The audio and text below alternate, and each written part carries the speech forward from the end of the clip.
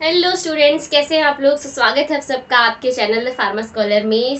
आज हम मिल रहे हैं काफ़ी दिनों बाद एक बहुत ही इंटरेस्टिंग टॉपिक के साथ। पिछले वीडियो में मैंने डिस्कस किया था क्या होता है आई फ्लू, किस तरीके से वो स्प्रेड होता है। आज का वीडियो जो है मेरा उसी टॉपिक से रिलेटेड है। जैसे कि अभी हम देख रहे हैं कि मानसून सीजन चल रहा है कई सारी जगह पे। इन्हें अपने साथ कई सारी डिजीज लेकर के आता है, जैसे malaria, chikungunya, eye flu and बहुत important that is a dengue. आज के वीडियो में हम वही डिस्कस करेंगे क्या होता है डेंगू वायरस एंड किस तरीके से स्प्रेड होता है, किस तरीके से इसका ट्रीटमेंट किया जाता है या क्या इसके प्रिवेंटिव मेजर्स है। अगर मैं बात करूँ डेंगू की, dengue it is a virus. Yes, it is a virus. अब बोलेंगे अगर वायरस है तो ये कोविड-19 जैसे स्प्रेड क्यों नहीं हो रहा है। इसका रीजन ये है कि ये कोविड-19 जैसे ड्रॉपलेट इन्फेक्शन से स्प्रेड नहीं होता है।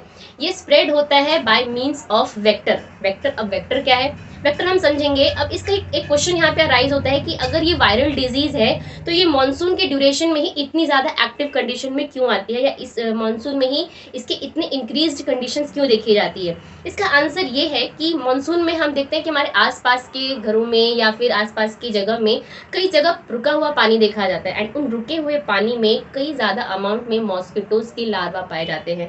अब इस रुके हुए पानी में जो मॉस्किटोज के लार्वा होते हैं वो मॉस्किटोज में कन्वर्ट हो जाते हैं एंड उस वजह से बहुत ज़्यादा हाई अमाउंट में मॉस्किटोज की काउंट बढ़ जाती है। अब ये जो डेंगू वायरस है ये इटसेल्फ एक पर्सन से दूसरे पर्सन में ट्रांसमिट नहीं हो सकता। इसको ट्रांसमिट होने के लिए एक वेक्टर की जरूरत होती है एंड वो वेक्टर होते हैं मॉस्किटोज। एंड मानसून के ड्यूरेशन में मैंने अभी आपको बताया कि मॉस्किटोज की काउंट काफ़ी ज़्यादा मात्रा में बढ़ जाती है एंड यही मॉस्किटोज एज इस डिजीज के लिए एक वेक्टर की तरह काम करते हैं।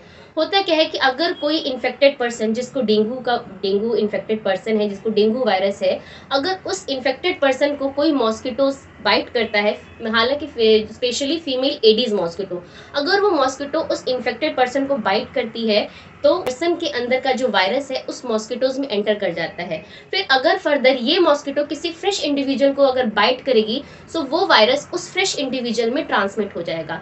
इस तरीके से ये जो मॉस्किटो है ये एक वेक्टर की तरह काम किया, इसने एक कैरियर की तरह काम किया कि एक इन्फेक्टेड पर्सन के अंदर का जो वायरस था वो एक फ्रेश पर्सन के अंदर ट्रांसमिट हो गया। डेंगूज के लिए इसका रीजन ये है कि वैसे तो male and female Aedes mosquitoes flowers and fruits के नेक्टर्स के ऊपर डिपेंड रहती हैं अपनी एनर्जी सोर्स के लिए, बट जो फीमेल एडीज मॉस्किटो होती है उनको अपने अंडे देने के लिए हाई अमाउंट में ह्यूमन ब्लड की रिक्वायरमेंट होती है।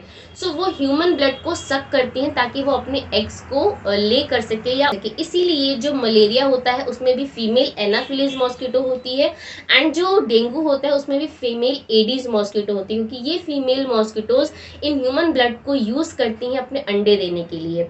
अब बात यहाँ पे ये आती है इन्फेक्टेड पर्सन से फ्रेश इंडिविजुअल में वो इन्फेक्शन स्प्रेड हो चुका है, उसके बाद क्या कर पर्सन को सिम्टम्स आना शुरू हो जाएंगे, जैसे कि बहुत हाई अमाउंट में हेडेक आएगा, बॉडी पेन होगा, जॉइंट पेन। डेंगू का सबसे इम्पॉर्टेंट सिम्टम होता है जॉइंट पेन या बहुत हाई अमाउंट में फीवर, यानी इतना मसल पेन होगा, जॉइंट पेन होगा, बहुत ज़्यादा हाई अमाउंट में फीवर होगा, वॉमिटिंग होगा, इंड्यूस डायरिया भी इंड्यूस हो सकता है।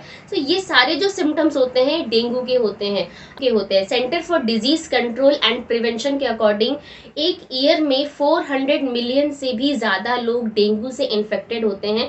उसमें से 100 मिलियन पीपल्स एक इन्फेक्टेड पर्सन से इन्फेक्ट होते हैं, यानी कि इन्फेक्टेड पर्सन का ब्लड बाई फ्रेश इंडिविजुअल में वेक्टर के थ्रू ट्रांसमिट हो गया।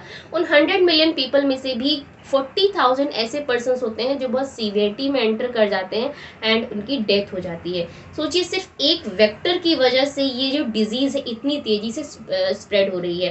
तो क्वेश्चन यहाँ पे ये आता है कि ये जो वायरस है क्या हम इसके स्प्रेड को रोक नहीं सकते।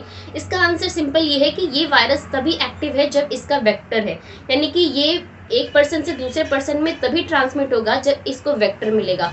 अगर वेक्टर की एब्सेंस रहेगी तो ये डिजीज ट्रांसमिट ही नहीं होगी। जैसे हमने कोविड में देखा था कि अगर हम सोशल डिस्टेंसिंग बढ़ा लेते हैं तो एक पर्सन से दूसरे पर्सन तक इन्फेक्शन होने के चांसेस कम हो जाते थे। सेम उसी तरह कि अगर हम वेक्टर्स की काउंट को घटा दिया जाए तो ये डिजीज ट्रांसमिट होने से बचाई जा सकती है। बात करते हैं प्रिवेंशन की। प्रिवेंशन इसका सिंपल है कि मॉस्किटो रिपेलेंट यूज कर सकते हैं। मॉस्किटो रिपेलेंट्स में भी हमको ये ध्यान देना है कि इसमें ऑयल, लेमन या लेमन ग्रास ऑयल या यूकेलिप्टस ऑयल का कंटेंट जरूर होना चाहिए, क्योंकि ये बहुत अच्छा मॉस्किटो रिपेलेंट माना जाता है। तो अगर आप मॉस्किटो रिपेलेंट यूज करते हैं तो उसमें में ये कंटेंट आपको ज़रूर देखना है। इसके साथ साथ सबसे सेफ चीज़ है दैट इज़ मॉस्किटो नेट, क्योंकि हम एक न्यूबॉर्न बेबी को मॉस्किटो रिपेलेंट नहीं लगा सकते, क्योंकि ये काफ़ी हो सकता है स्किन टॉक्सिटी कर सकता है। सो इसलिए एक काफ़ी सेफ कंसिडरेशन है that is a mosquito net, जो कि हमें इस ड्यूरेशन में काफ़ी अच्छे से यूज़ करना चाहिए। अब बात यहाँ पे लास्ट क्वेश्चन ये आती है कि why platelets are decrease during the dengue fever. इसका आंसर ये है कि जब डेंगू का वायरस एंटर करता है बॉडी में तो वो ब्लड सेल्स को इन्फेक्ट करना शुरू कर देगा, यानी कि वो वायरस ब्लड सेल्स को इन्फेक्ट करना शुरू कर देगा। अब वो इन्फेक्टेड ब्लड सेल्स जो हमारी बॉडी में प्लेटलेट्स है ना, उनको डिस्ट्रॉय करना शुरू कर देंगी। अब जितना ही ज़्यादा ब्लड सेल्स इन्फेक्टेड होंगी उतना ही ज़्यादा वो प्लेटलेट्स को डिस्ट्रक्ट करना शुरू कर देंगे, यानी कि इंक्रीज इन्फेक्शन होगा तो उतना ही ज़्यादा प्लेटलेट्स का डिस्ट्रक्शन भी होगा। अगर मान लीजिए इन्फेक्शन बहुत ज़्यादा सीवियर नहीं होगा, थोड़ा सा होगा, तो प्लेटलेट्स का काउंट उतना ज़्यादा सीवियरिटी से डिक्रीज नहीं है, क्योंकि इन्फेक्शन सीवियर नहीं है।